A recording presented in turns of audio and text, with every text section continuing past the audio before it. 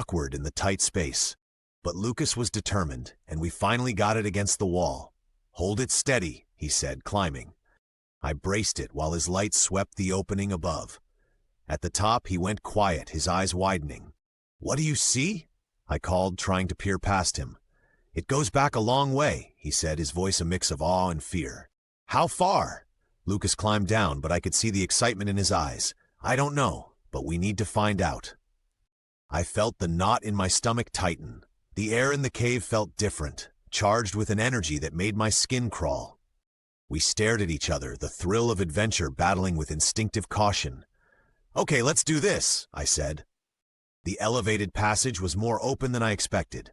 We could walk upright, the walls smooth limestone worn by water.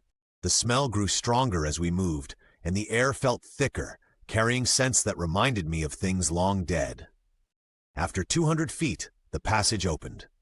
I have spent years trying to find words for what we saw, and I still cannot do it justice. The cavern was vast, the size of a cathedral, with walls fading into darkness.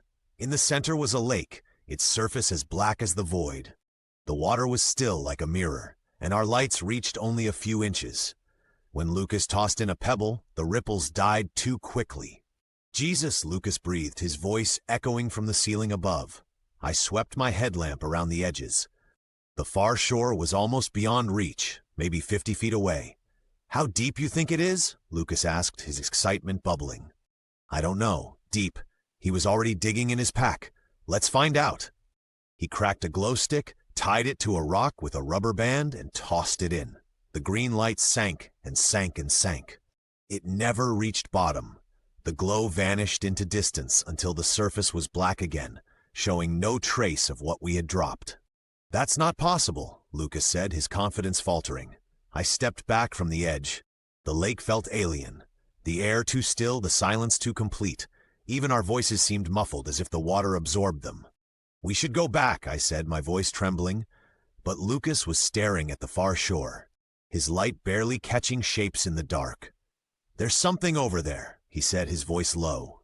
I looked. In the faint circle of light, I saw what might have been structures on the rock, regular shapes that did not look natural.